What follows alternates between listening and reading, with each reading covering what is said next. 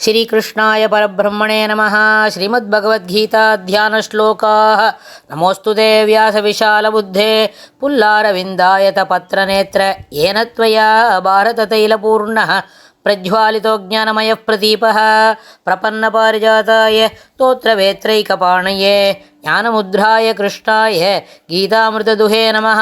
सर्वोपनिषदो गावो दोक्ता गोपालनन्दनः पार्थो वत्सत्सुधीर्भोक्ता दुग्धं गीतामृतं महत् वसुदेवसुतं देवं कंसचाणूरमर्दनं देवकी परमानन्दं कृष्णं वन्दे जगद्गुरुम्. அடுத்தது 6வது அத்தியாயம் தியான யோகத்தில் 25வது ஸ்லோகம். சனஷ்சனைஹி உபரமேத் புத்யா திருதி கிருஹீதயா ஆத்மசம்ஸ்தம் மனः கிருத்வா ந கிஞ்சிதபி சிந்தயேத். शनश्शनैरुपरमेत् बुद्ध्या धृतिगृहीतया आत्मसंस्थं मनः कृत्वा न किञ्चिदपि चिन्तयेत्. இந்த ஸ்லோகத்தில் பெருமாள் என்ன சொல்கிறாருன்னு கேட்டால், திருதி கிருஹீதையா, திருதினா தைரியம், தைரியத்தோடு கூடிய தைரியத்துடன் கூடிய புத்தியாக புத்தியினால் சனைஷனைகி மெல்ல மெல்ல நிதானமாக துளி துளியாக சனைஷனைகி இதுலேருந்து என்ன பண்ணணும், இந்த மனசைவேந்திரிய கிராமம் அப்படின்னு சொல்லி கொடுத்தாரு, அதுலேருந்து வெளியில் வரணும். இந்திரிய கூட்டங்களின் தொல்லைகளிலிருந்து துளி துளியாக மெல்ல மெல்ல நிதானமாக வெளியில் வரணும். உபரமேது அப்படின்னு சொன்னால் சாந்தியை நோக்கி நகர வேண்டும். இந்த இந்திரிய கூட்டங்களினால் கிடைக்கக்கூடிய தொல்லைகளிலிருந்து சாந்தியை நோக்கி நகர வேண்டும். அப்படின்னா அது எப்படி முடியும்? ஒரே ராத்திரிலையோ ஒரு பகல்லையோ ஒரு மணி நேரத்துலையோ அப்படிலாம் வர முடியாது. நிதானமாக துளி துளியாக you should practise yourself. கண்ணால் எதை பார்த்தும் கிளர்ச்சியை அனுபவிப்பதில்லை, காதால் எந்த விஷயங்களும் கேட்டு கிளர்ச்சியை நுகர்வதில்லை அப்படின்னு துளி துளியாக அதுலேருந்து வெளில வந்தால் தான், அப்படி ப்ராக்டிஸ் பண்ணாதான் புத்தியா திருதிகிஹீதையா. இதற்கு மேலும் மனம் அதற்கு தைரியத்துடன் இருக்க வேண்டும். அதெல்லாம் இதை விட்டுட்டா என்ன பண்ணுறது, நம்மளுக்கு இந்த கத்திரிக்காய் பொரிச்சு கூட்டு சாப்பிடாமல் இருந்துட்டா எப்படி அதுலேருந்து பழிச்சுக்கிறது, பாக்கி என்ன சாப்பிட்டுக்கிறது அப்படின்னு தெரியாமல், அதாவது சாப்பிட்டு பழகக்கூடிய உணவு வகைகளாக இருந்தாலும் விட்டுவிட வேண்டிய சில முறைகளாக இருந்தாலும் அதுலேருந்து என்ன பண்ணணும், விட்டுட்டா எப்படி மேலுக்கு வருது அப்படின்றதுக்கு அந்த நிமிஷத்தில் யோசிக்கும் பொழுது அப்போ நம்மளுக்கு தைரியம் இருக்காது, இதெல்லாம் விடுறதுக்கு இஷ்டமே இருக்காது அப்படின்னு சொன்னால் அதெல்லாம் என்ன பண்ணணும், புத்தியா திருதி கிருஹீதையா. நம்மளோட திருதியில் திருத்தினா என்ன, தைரியம், மனதில் தைரியத்தோட கூடி துளி துளியாக மெல்ல மெல்ல நிதானமாக இதுலேருந்து இந்திரிய கூட்டங்களின் தொல்லைகளிலிருந்து என்ன பண்ணணும், சாந்தியை நோக்கி நகர வேண்டும். மேலும் மனதினை ஆத்மசம்ஸ்தம் ஆத்மாவில் நிலைபெறுத்த செய்ய வேண்டும். இதற்கும் அதிகமாக அப்படி செய்த பிறகு கிஞ்சித்து யாதொன்றையும் ந சிந்தையேது, எதை பற்றியும் நினைக்கக்கூடாது. இதெல்லாம் ரூல்ஸு. எப்பா அத்தனை பெருமாள் சொல்லியிருக்கிறது, இது அத்தனையும் என்ன பண்ணணும், எப்படி வெளியில் வரணும்னு சொல்லி கொடுக்குறார். ப்ரொசீஜர் தான் சொல்லி கொடுக்குறார். இந்த ப்ரொசீஜரை எப்படி அனுசரிக்கணும், there should be some technique. அது பண்ணுறதுக்கு சில முறைகள் வழிமுறைகள் அது எப்படி தெளிவாக செய்யணும்னு இருக்குது. இந்த 25வது ஸ்லோகத்தில் சொல்லியிருக்கிற அந்த டெக்னிக் இருக்கே, அந்த வழிமுறைகள் அதை அனுசரிக்கணும்னு சொன்னால், நம்ம ஏற்கனவே 12வது ஸ்லோகமாக அதுக்கு முன்னாடியிலேருந்து பெருமாள் இந்த தியான யோகத்தினால என்ன கிடைக்கும்னு சொல்லிகிட்டே வரார். அப்படி சொல்லிட்டு வரும்போது அதையெல்லாம் ப்ராக்டிஸ் பண்ணும்போது தான் இது வரும்னா அத்தனை வருஷமான ஆகும், அத்தனை ஜென்மாவான கிடைக்கும். அத்தனை வருஷம் ஆனாதான் முதல் ஸ்லோகமே சொல்கிறது நம்மளுக்கு புரியுமா இருக்கும், எப்படி தியானத்தை கை கொள்ள வேண்டும் அப்படின்னு சொல்லி கொடுக்குறார். அதில் இந்த சனைஷனை சொன்னால் நிதானமாக துளி துளியாக மெல்ல மெல்ல நிதானம், ஸ்டெப் பை ஸ்டெப், அப்போ சின்ன சின்ன ஸ்மாலர் ஸ்டெப்ஸ் அப்படின்னு சொல்கிறோமே, அதுபோல் வரும்பொழுது சாந்தியை நோக்கி நகர வேண்டும். இந்திரிய கூட்டங்களின் தொல்லைகளிலிருந்து விடுபட்டு சாந்தியை நோக்கி நகர வேண்டும்னு சொன்னால் சனைஷனைஹி அப்படின்னு சொன்னால் அதில் மெல்ல மெல்ல அப்படின்னு சொல்லச்சே அதில் நம்மளோட சாதனம், இதெல்லாம் இப்படி சாதனா மார்க்கம். நம்ம எப்படியெல்லாம் முயற்சி பண்ணணும், டெக்னிக்ஸ்னு சொன்னோம் இல்லையா, அதுக்கு சரியான வார்த்தை என்ன, சாதனா மார்க்கம். இந்த சாதனா மார்க்கங்கள் 3 வகைப்படும். ஒன்று பக்ஷி ரீதி, மர்க்கட ரீதி, பிபிலீகா ரீதி. மர்க்கட்டம் அப்படின்னு 2 சொல்வா.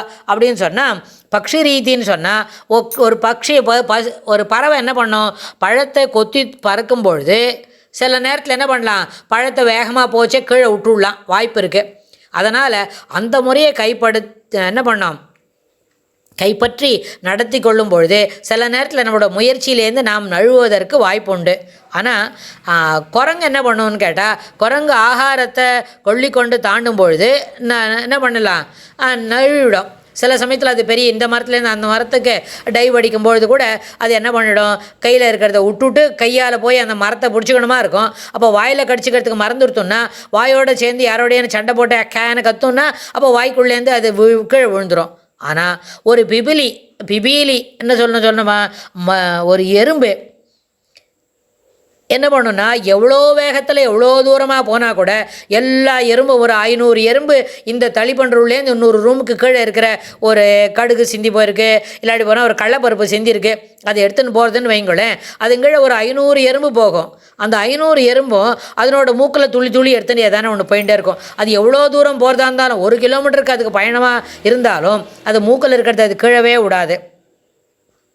அது என்ன பண்ணும், மெதுவாகவும் விடாமுயற்சியுடனும் தொடர்ந்து ஆகாரத்தை சிறுக சிறுக பற்றி கொண்டு சேகரித்து சாவதானமாய் அதை அனுபவிக்கிறது. இந்த வழி சின்னது தான். ஆனால் எறும்பு போல செய்யணும்னா அதில் ஒரு முக்கியமான வார்த்தை உண்டு, எறும்பு உரக்கல்லும் தேயும்.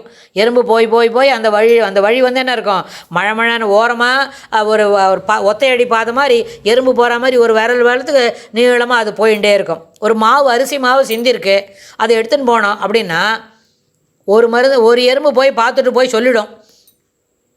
அந்த எறும்போட புத்துலேருந்து ஒரு 500 எறும்பு உடனே எங்கேருந்து தான் வரும்னு தெரியாது, வந்துடும். ஒன்று துளி துளியாக அந்த அரிசி மாவு எடுத்துகிட்டு நேராக போயிட்டே இருக்கும். ஆனால் என்ன பண்ணோம், இதுக்கு 500 பேரும் வேலை செய்யணும்.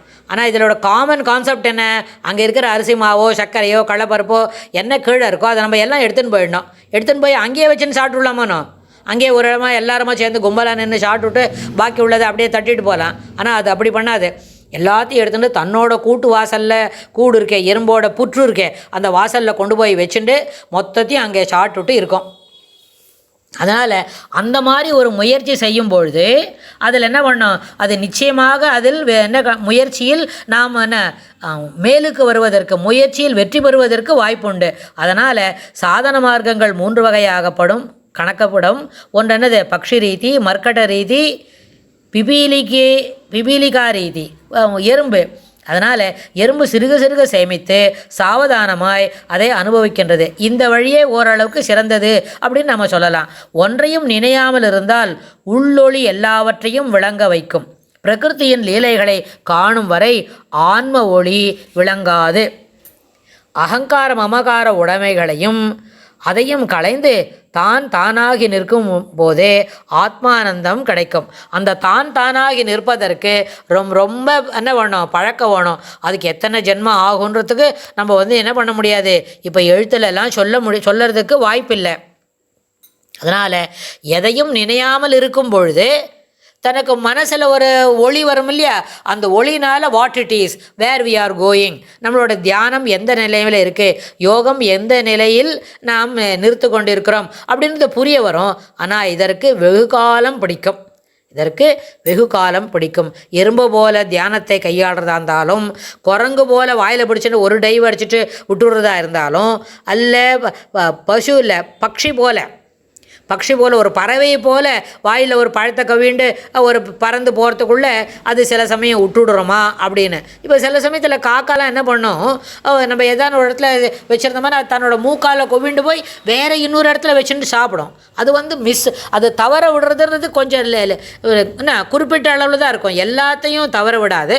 ஆனால் அது என்ன செய்யணும், அந்த முயற்சியை காட்டிலும் எறும்பு போல சிறுக சிறுக சேமித்து மெல்ல நிதானமாக அதனை அனுபவிப்பது சிறந்தது அப்படின்னு சொல்லலாம். ஆனால் இந்த யோகத்துக்கும் தியானத்திற்கும் அது எந்தனம் சாத்தியம், அதுக்கு எத்தனை யுகங்கள் பிடிக்கும், எத்தனை ஜென்மம் ஆகும் அப்படின்றத பற்றி தான் இதெல்லாம் சொல்ல அர்ஜுனன் அப்படியே பெருமாளை விஸ்மயித்து கண்ணெல்லாம் விரிச்சுக்கிண்டு அப்படியே பார்த்துன்னு இருக்கான். என்ன சொல்கிறாருன்னு பார்க்கலாம் அடுத்த ஸ்லோகத்தில். சரியா? ஸ்ரீ கிருஷ்ணாய துப்யம் நமஹ.